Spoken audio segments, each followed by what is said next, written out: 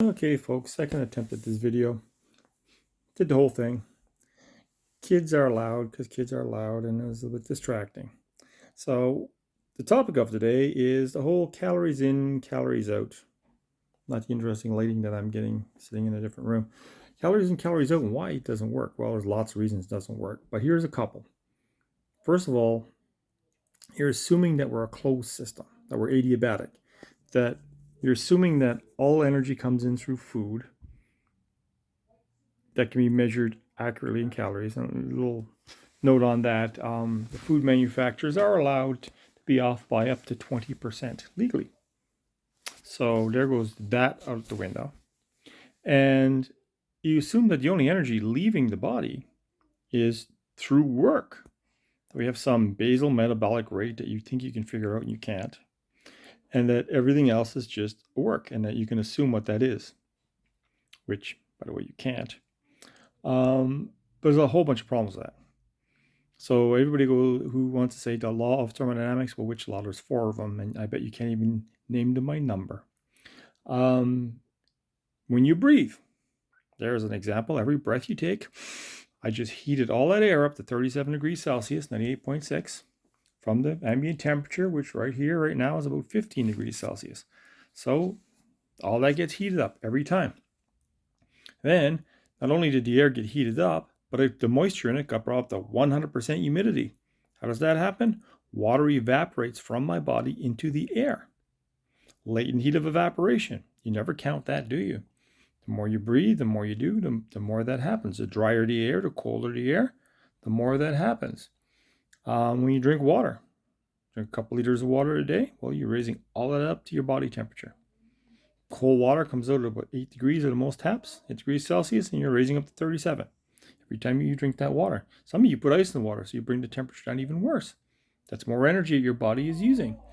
And when you pee out water, you're peeing it out at full temperature, 37 C. All that water, that's all energy that's coming to your body that's going out. That you don't calculate, do you? Changes how much water you drink will really change how much energy goes through you, because all the water has to be heated up, and then that heat gets peed out, and that's gone. So that's heat you put in and heat you lose. And basically means that's heat coming out of you both ways there. When you sweat, you're always sweating, even though you might not feel damp. That's what we shower every day. Well, at least most of us do. Hope you do. Because you're always sweating. Your skin's always sweating, unless you're in like a freezing condition. And even then, it's probably sweating a bit. And then your poop. Poop comes out hot too. Unless you're pooping icicles. And then here's the big one. They always go calorie to food. What do they do in a lot of third world countries where they don't have oil and gas and electric dams and nuclear power? They gather poop off the ground and they burn it for fuel. There is a lot of calories left in your poop, folks. You never calculate that, do you? You never figure out how much calories is in your poop, do you? That all makes a difference. And it changes depending on what you eat, when you eat, how hungry you are, etc., etc., etc., etc. Your poop will always change. The amount of calories of energy derivable from that will change day to day. You don't count that. And your pee contains ammonia. Well, ammonia is a fuel too. And I work on boilers that actually burn ammonia. It's called red liquor boilers. Yeah, it's kind of nasty. And then, of course, we breathe out ketones. So all your calories in, calories out, I just threw about 20 wooden shoes into your gears. Start thinking of the human body as a biochemical machine and not a steam boiler. You do not throw food into your gut, light it on fire, and burn it until all is left is carbon dioxide and water spouting out your ears. And use that heat energy to run a turbine. That's your body. That's not what we are. We're biochemical machines. Think endocrine, think hormones. Everybody knows the fat guy who doesn't eat much and the skinny guy who eats 10 times as much.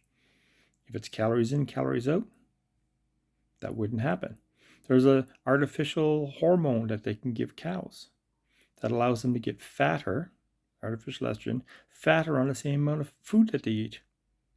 If it was calories, that would be impossible.